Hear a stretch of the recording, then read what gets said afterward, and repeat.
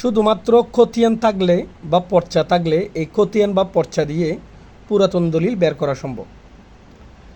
আজকের ভিডিওটি খুবই গুরুত্বপূর্ণ, আমি সবাইকে অনুরোধ করব সম্পূর্ণ ভিডিওটি দেখবেন। যদি গুরুত্বপূর্ণ মনে হয় তাহলে অবশ্যই ভিডিওটি শেয়ার করবেন।